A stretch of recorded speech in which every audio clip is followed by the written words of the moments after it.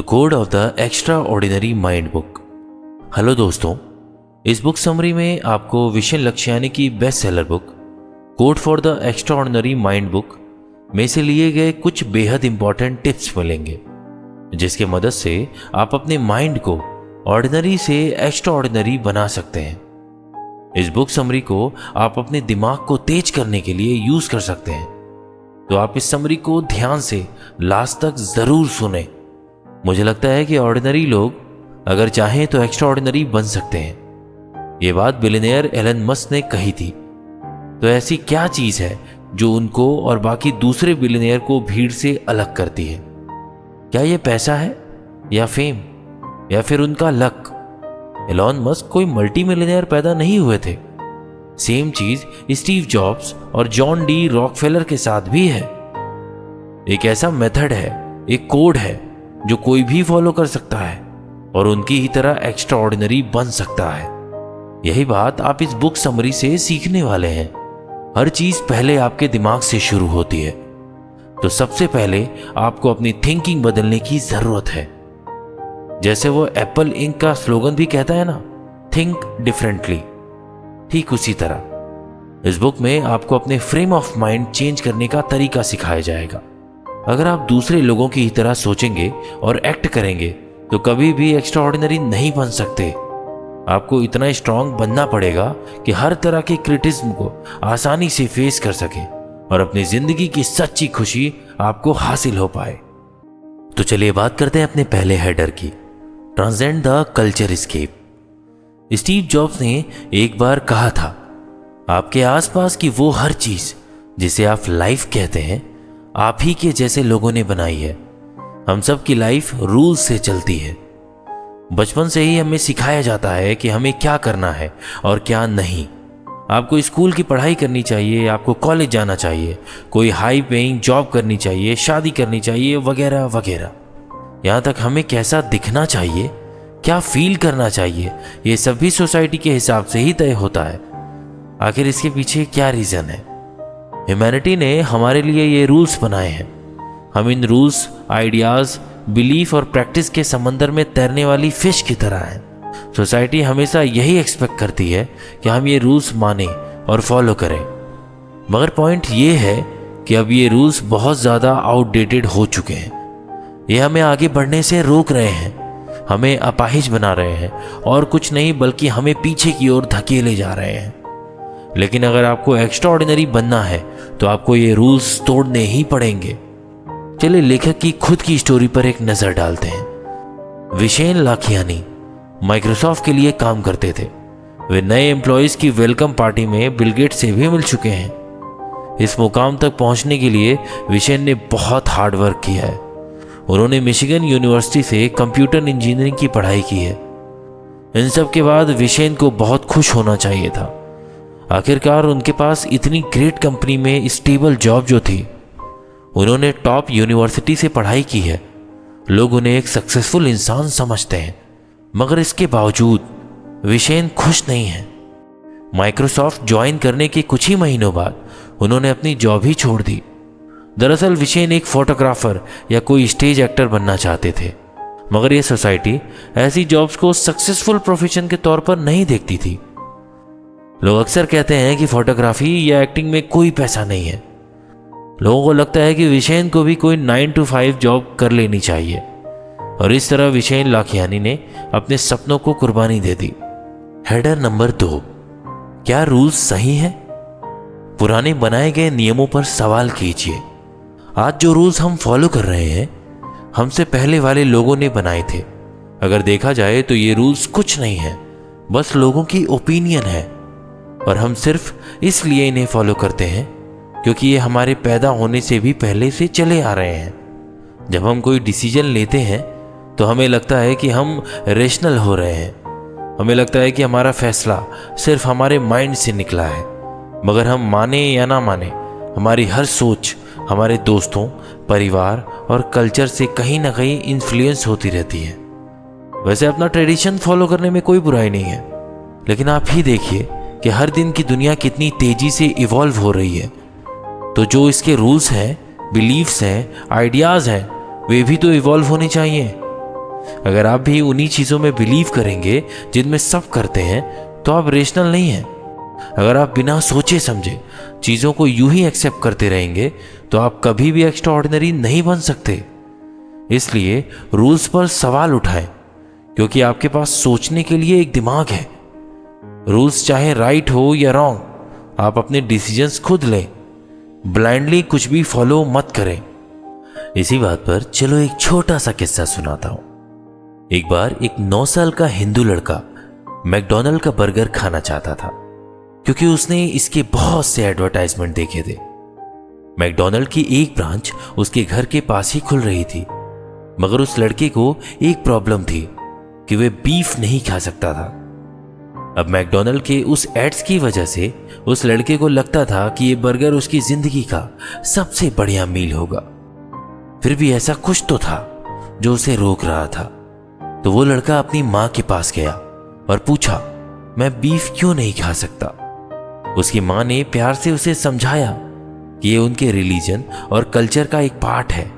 फिर भी वो लड़का क्यूरियस रहा। बाकी लोग तो बीफ खाते हैं, तो हिंदू क्यों नहीं खा सकते, उसने फिर से पूछा। तो उसकी माँ ने कहा, तुम खुद ही जाकर क्यों नहीं पता कर लेते। तो इस 9 साल के लड़के ने इंसाइक्लोपीडिया पढ़ा, तो उसे पता लगा कि एनिशिएंट हिंदू लोग काऊ को बड़ा यूजफुल मानते थे, क्योंकि उनकी फार्मिंग में बड़े काम आती थी।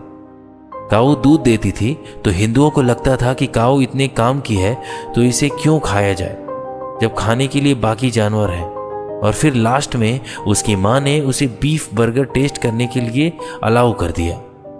लड़के ने फील किया कि मैकडॉनल्ड का बर्गर यूं ही ओवररेटेड किया गया है, ये उतना भी बेस्ट मील नहीं है। मगर इससे उसने कुछ सीख जरूर ले ली।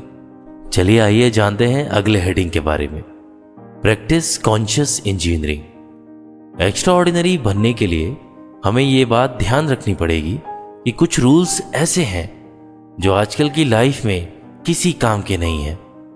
हमें अपनी खुद की थिंकिंग के हिसाब से कुछ बातें अपने दिमाग में फिल्टर करनी पड़ेगी कि क्या एक्सेप्ट करना है और क्या रिजेक्ट।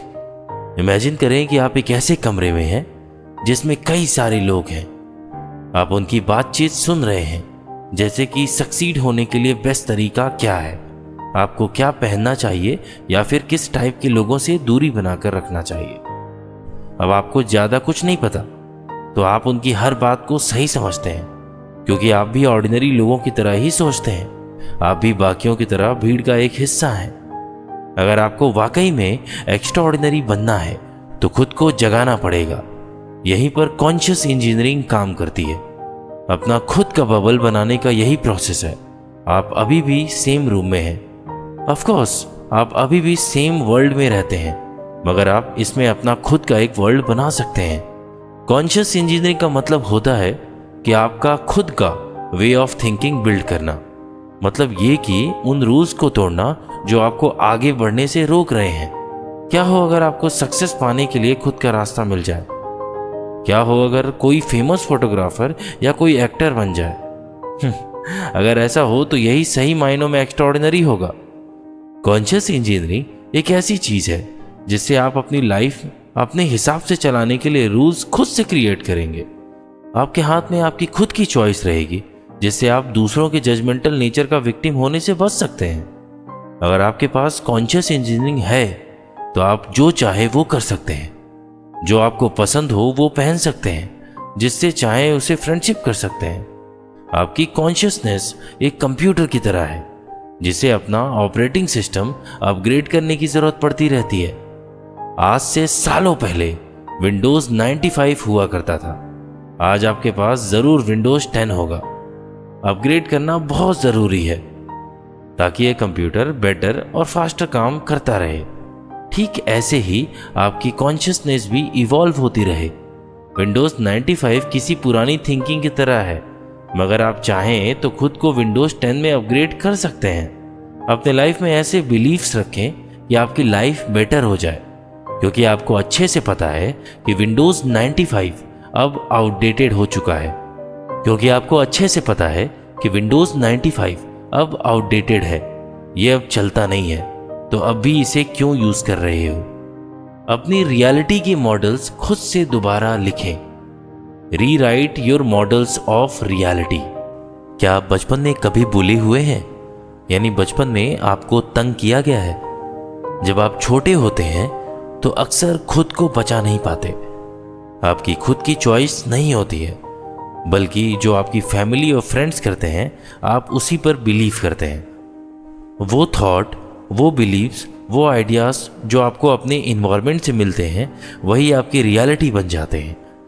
जो आपके पेरेंट्स ने आपको बताया वही आपका सच बन जाता है। आप भी उन्हीं चीज़ों को मानने लगते हैं जो आपके आसपास वाले मानते हैं। आप शायद ये बात जानते नहीं होंगे, मगर जैसे जैसे आप ओल्ड होते हैं यानी उम्र में बढ़ते हैं, यही बिलीव्स अपने साथ कैरी करते रहते हैं, क्योंकि वो हमेशा आपके साथ हैं। अगर आप कभी बुली हुए हैं तो आपके माइंड में ये बात बैठ जाती है कि मुझे खुद को प्रूव करना है। हो सकता है इसी बात से आपको मन लगाकर पढ़ाई करके स्कूल के बाद एक शानदार करियर बनाने की इंस्पिरेशन मिलती हो, मगर यह सच नहीं है। आपको किसी को कुछ भी प्रूव करने की ज़रूरत नहीं है। आप जो हैं, जैसे हैं, बहुत अच्छे हैं। एक्स्ट्राऑर्डिनरी बनने के लिए जो चाहिए आपके पास मौजूद है। आपको तो बस अपना मॉडल ऑफ रियलिटी बदलने की ज़रूरत है। लेखक विशेन लाखियानी मलेशिया में पले बड़े हैं। जब वो बच्चे थे तो उनको भी बुली किया गया था, क्योंकि वो माइनॉरिटी से आते थे। वो अपने क्लासमेट से अलग दिखते थे। बाकी बच्चे चाइनीज ओरिजिन से थे, जबकि विशेन नॉर्थ इंडिया से थे। बाकी बच्चे अक्सर उन्हें चिढ़ाया करते थे। जब लेखक अपने टीन ईयर्स में थे तो उन्होंने एक्सपर्ट स्कूल से पढ़ाई की, यानी इस स्कूल में ज़्यादातर बच्चे किसी दूसरे देश से थे। वहाँ बाकी बच्चों के साथ उनको नॉर्मल फील होता था, लेकिन उनकी एक दूसरी प्रॉब्लम थी। अपने टीन एज में उन्हें सीवियर एक्ने की प्रॉब्लम हो गई थी, जिसके चलते लोग उन्हें पिंपल फेस भी बुलाते थे। इससे उनका सेल्फ एस्टीम बहुत लो हो गया था। वो खुद को मोटे चश्मों के पीछे छुपाने की कोशिश किया करते थे। बचपन के ये दिन उन पर भारी पड़ने लगे थे। उनका सेल्फ कॉन्फिडेंस जैसे खत्म सा हो गया था। मिशिगन यूनिवर्सिटी में आकर भी विशेन एक टिपिकल गिग थे।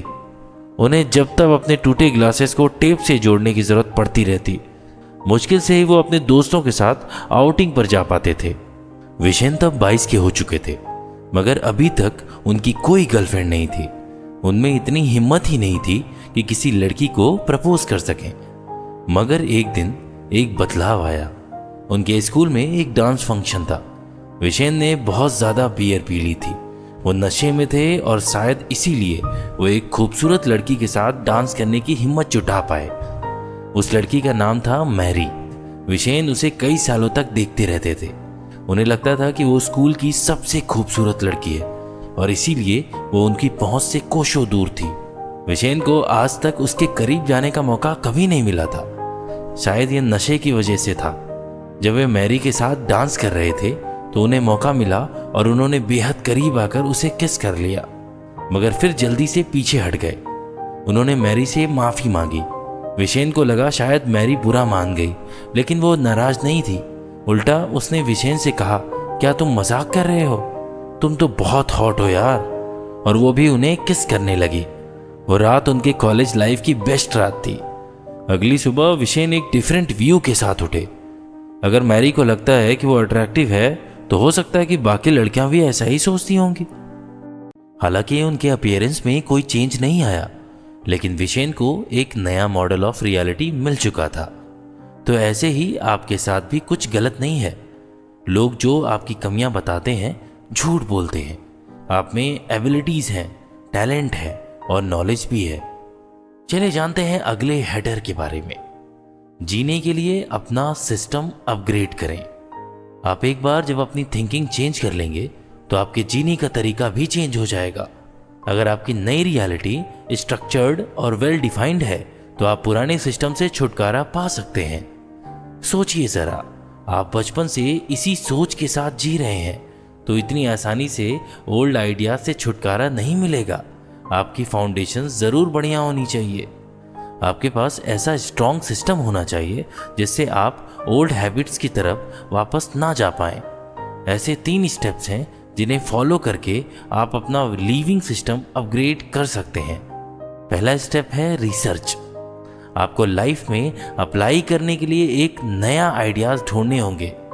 इसके लिए आप बुक्स पढ़ सकते हैं, आप कॉन्फ्रेंस अटेंड कर सकते हैं या ऐसे वीडियोस देख सकते हैं जो इसमें आपकी हेल्प कर सके। आपको ओल्ड आइडियाज का रिप्लेसमेंट ढूंढना ही होगा।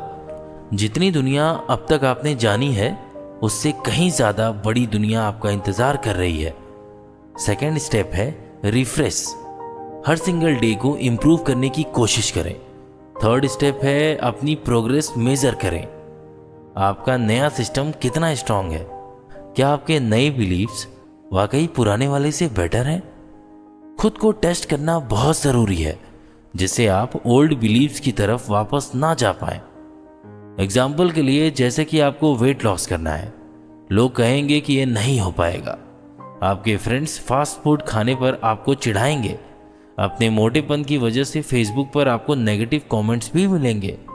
लेकिन आप चेंज होना चाहते हैं तो लोगों की ओपिनियन आपके काम नहीं आने वाली। आपको इसके लिए रिसर्च करनी पड़ेगी। ऐसी एक्सरसाइज करें जिससे बेनिफिट हो। ऐसा खाना खाएं जो आपका वेट लूज करने में आपकी मदद कर पाए। अगला स्टेप है खुद को चैलेंज करना। अपने वर्कआउट में ज़्यादा रिपीटेशन ऐड करें।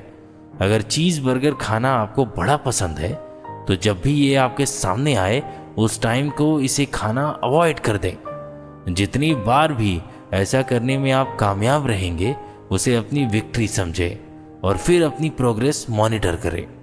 आप में कितना चेंज आया? क्या आप ये नया बॉडी वेट मेंटेन कर पाएंगे? क्या आपको बेटर फील हो रहा है? ये क्वेश्चंस खुद से करें। ये आपकी लाइफ है तो आपको सारे बहाने छोड़ने होंगे। लोगों के नेगेटिव कमेंट्स को अवॉइड करना होगा। किसी भी कीमत पर समझौता ना करें। आप कुछ बड़ा करने के लिए बने हैं, कुछ एक्स्ट्राऑर्डिनरी करने के लिए बने हैं। चलिए बात करते हैं अगले हेडिंग के बारे में। Bend reality. रियलिटी को बेंड कर दें, यानी रियलिटी को मोड़ कर रख दें। जिस वर्ल्ड को आप जानते थे अब आप उससे फ्री हो चुके हैं, तो आप उस वर्ल्ड को एक्सप्लोर करें जो आपने क्रिएट किया है। आपकी लाइफ इससे और भी ज़्यादा एक्साइटेड हो जाएगी। अब आप पहले से बड़े बन गए हैं और पहले से ज़्यादा बड़ा करने के लिए रेडी हैं। रियलिटी बेंड करना ऐसा है जैसे आपका ये बिलीव होने लगे कि लक हमेशा आपके साथ है। ये यूनिवर्स आपके लिए रास्ते बना रहा है, जिसका मतलब है कि आप सब कुछ कर सकते हैं। अब कुछ भी इम्पॉसिबल नहीं है आपके लिए। लेकिन आप ये अचीव कैसे कर पाएंगे? सबसे पहले तो एक विजन रखें। हर दिन आपको उस गोल की तरफ बढ़ना है। दूसरा है हमेशा खुश रहने की आदत रखें। अब ये अगर मगर वाली सिचुएशन नहीं है। कुछ लोग ये कहेंगे कि अगर ये मैंने गोल अचीव कर लिया तो तभी मैं खुश रह पाऊंगा, लेकिन ये रॉन्ग अप्रोच ठीक नहीं है। रियलिटी बेंड करने से मतलब है कि प्रेजेंट में जिए। इसका मतलब है कि अपने विजन पर रहते हुए हर दिन को पूरा एंजॉय करें। इस तरह आपको अपना काम कभी बोझ नहीं लगेगा। अपने विजन को परस्यू करते टाइम भी उतने ही खुश रहें जितना उसे हासिल करते वक्त होते हैं। पास्ट में हुए फेलियर्स को बीच में ना आने दें, ना ही फ्यूचर के ड्रीम्स में खुद को गुमा दें। इसके बदले प्रेजेंट में अपनी लाइफ से खुश रहें। आपको जो लाइफ में मिला है उसके लिए ऊपर वाले का शुक्रिया अदा करें। अपनी खुशियों को किसी गोल से बांध के ना रखें। एग्जाम्पल के लिए, मान लो कि आपका एक स्टार्टअप बिजनेस है, सब बढ़िया चल रहा था, फिर अचानक से कुछ गड़बड़ हो जाता है, कोई इकोनॉमिक क्राइसिस पड़ जाती है। अगर अपने फ्यूचर्स की सक्सेस से आप अपने आज की खुशियों को जोड़ेंगे तो फिर आपका कुछ नहीं हो सकता। आप कभी खुश नहीं रह सकते। आप अपने साथ काम करने वालों को भी अफेक्ट करने लगेंगे। आप में हार मान लेने की टेंडेंसी आ जाएगी, लेकिन आप ऐसा होने से रोक सकते हैं। अगर आपको ये मालूम हो कि कैसे रियलिटी को बेंड करना है, तो क्या हुआ अगर आपका स्टार्टअप फेल हो गया? इसे दोबारा खड़ा करने की कोशिश करें। यही राइट अप्रोच है। अगर माइंडसेट राइट है तो आपको समझ आएगा कि फेलियर तो किसी भी जर्नी का एक पार्ट है। एक्स्ट्राऑर्डिनरी माइंड्स जानते हैं कि हैप्पीनेस अंदर से आती है। अब एलॉन मस्क को ही ले लो, ये वही है जो स्पेस एक्स, टेस्ला मोटर्स और सोलर सिटी के ओनर है। एलॉन मस्क स्पेस रॉकेट्स और सोलर पावर वाली इलेक्ट्रिक कारें बनाते हैं और इनसे बिलियंस कमाते हैं। वे हर महीने स्पेस में एक रॉकेट शिप्स भेजना चाहते थे। वे एक ऐसा ट्रेन सिस्टम बनाना चाहते थे जो सोलर पावर से चले। एलॉन मस्क काफ़ी रूल्स तोड़ते रहे हैं। जो उन्हें मिला है वे उससे खुश रहते हैं। वे हर दिन अपने इंजीनियर्स को देखते हैं, उन मशीनों को चेक करते हैं जो उनकी कंपनी बनाती है। यहाँ तक कि वीकेंड में भी वो काम करते हैं। लोगों की क्रिटिसाइज की परवाह किए बगैर वे हमेशा काम करते रहते हैं। एक टाइम ऐसा भी था जब एलॉन मस्क बैंकरप्ट होने की कगार पर आ गए थे। उनकी इलेक्ट्रिक कार प्रोटोटाइप फेल हो गई थी। उनके रॉकेट शिप्स उड़ते नहीं थे। हर फेल लॉन्च पर उनके $1 मिलियन खर्च हो जाया करते थे। फिर प्रेस उनकी हर फेलियर लॉन्च की जमकर धज्जियां उड़ाया करती थी। मगर इस सब के बाद भी एलॉन मस्क ने हार नहीं मानी। उन्होंने अपनी हैप्पीनेस फ्यूचर के रॉकेट्स या कार प्रोटोटाइप से बांधकर नहीं रखी। उनकी खुशियां उन मिलियन से भी नहीं बंधी जो उन्होंने हर लॉन्च में खर्च किए थे। वो बस अपना काम करते थे और खुश रहते थे। उन्हें तो एक्स्ट्राऑर्डिनरी मशीनें बनाकर खुशी होती थी। आज में खुश रहो। अगर आप अपने काम से खुश हैं, जो आपको मिला है उससे खुश हैं, तो हमेशा आपको मोटिवेशन मिलती रहेगी। फिर चाहे आपको देर तक काम क्यों ना करना पड़े, आप शिकायत नहीं करेंगे, ना ही आप थकेंगे। जैसा कि बिलियनियर जॉन डी रॉकफेलर लिखते हैं, मुझे पहले ही सिखा दिया गया था कि काम के साथ खेलना भी ज़रूरी है। मेरी पूरी ज़िंदगी एक लंबी हैप्पी हॉलिडे रही है, full of work and full of play. मैंने फिक्र को बीच रास्ते में ही छोड़ दिया था। अब चलिए बात करते हैं अगले हेडर के बारे में, जिसका नाम है डिसिप्लिन के साथ जिए। अब डिसिप्लिन का क्या मतलब होता है? डिसिप्लिन ऑफ डेली बेसिस, यही इसका मतलब है। हालांकि फ्यूचर के बारे में ना सोचना बहुत हार्ड होता है और अपने पास्ट के रिग्रेट्स भूले नहीं जाते, फिर भी अपने प्रेजेंट्स में खुश रहने के लिए आपको लाइफ में डिसिप्लिन अप्लाई करना ही होगा। 3 प्रिंसिपल ऐसे हैं जो आप फॉलो कर सकते हैं। पहला है थैंकफुल रहें। हर रोज ऐसी 5 बातें सोचिए जिसके लिए आप थैंकफुल फील करते रहें। ये कुछ मिनट का काम है, आप अपने बिजी शेड्यूल में भी ये कर सकते हैं। दूसरा प्रिंसिपल है माफ कर देना। सोचिए कि आप मेडिटेशन की क्लास में हैं, कंसंट्रेट करें, सिर्फ साइलेंस है और कुछ नहीं। उन सब लोगों को याद करें जिनकी वजह से आप कभी हर्ट हुए हो। अपने माइंड में उनकी एक लिस्ट बनाइए। अब इमेजिन करें कि आप उन सब से बारी बारी बात कर रहे हैं। उस पेन को, उस दर्द को याद करें जो उन्होंने आपको दिया था। अब इसके बाद खुद से पूछिए, मैंने उस आदमी के साथ अपने एक्सपीरियंस से क्या सीखा है? मेरे इस एक्सपीरियंस से मेरी लाइफ में क्या चेंज आया? और अब थर्ड प्रिंसिपल है टू गिव। खुशियां बांटने से बढ़ती हैं। जब आप अपनी हैप्पीनेस को कंट्रोल कर लें तो इसे दूसरों के साथ भी बांटें, दूसरों को भी खुशियां दें। अपने वर्कमेट्स को पॉजिटिविटी के साथ अप्रोच करें। हमेशा एक स्माइल या सिंपल ग्रीटिंग से स्टार्ट करें। सच्ची खुशी ही आपको हर रोज काम करने की ताकत देगी। तो आइए चलिए जानते हैं इस ऑडियो बुक समरी का कंक्लूजन पार्ट क्या कहता है। तो इस बुक समरी में हमने रूल्स ब्रेक करने सीखे जो हमें रोकते हैं, हमारी एबिलिटी लिमिट करते हैं। अपने नए बिलीव्स क्रिएट करना भी सीखा जिससे आपकी लाइफ इंप्रूव हो सकती है। आपने ये भी सीखा कि कैसे खुशी से अपना काम करें। एक्स्ट्रा ऑर्डिनरी लोग खुद को बाकियों से दूर नहीं करते, बदले में वे उनको भी एक्स्ट्रा ऑर्डिनरी बनने में हेल्प करते हैं। दूसरे लोगों की लाइफ इंप्रूव करना उनका विजन बन जाता है। वे लोगों को खुश रखना चाहते हैं जैसे वे खुद अपनी लाइफ में खुश हैं। वर्ल्ड में सबसे ज़्यादा एक्स्ट्राऑर्डिनरी लोगों का कोई करियर नहीं होता। उनके पास तो सिर्फ एक चीज़ होती है, कॉलिंग। स्टीव जॉब्स मशीनें बनाकर बिलियंस नहीं कमाना चाहते थे। ठीक यही बात एलॉन मस्क और बिल गेट्स के साथ भी है। सक्सेस, फेम और पहचान उनकी अचीवमेंट का बायो प्रोडक्ट है। उन्होंने ये सब पैसे के लिए बिल्कुल नहीं किया था। मगर आपको दुनिया को लूट कर बिलियनियर बनने की ज़रूरत भी नहीं है। आप कोई पेरेंट हो सकते हैं जो अपने बच्चों को सही ढंग से पालने की कोशिश में लगा है, या कोई सिंपल एम्प्लॉय हो सकते हैं। पॉइंट बस ये है कि आप अपना बेस्ट करें, लिमिटेशन की परवाह बिल्कुल ना करें, अपनी कॉलिंग खुद ढूंढें। जो भी करें दिल से खुश होकर करें, और साथ ही दूसरों को भी खुशी दें। और फिर देखें आप कैसे एक्स्ट्राऑर्डिनरी बन सकते हैं। तो दोस्तों, आपको हमारा ये the code of the extraordinary mind book summary इन हिंदी कैसा लगा? और आपको कोई सवाल या सुझाव देना है तो मुझे नीचे कमेंट करके ज़रूर बताएं। तब तक के लिए शुक्रिया, धन्यवाद एंड थैंक यू दोस्तों। मिलते हैं ऐसे ही तगड़े ऑडियो बुक समरी के साथ।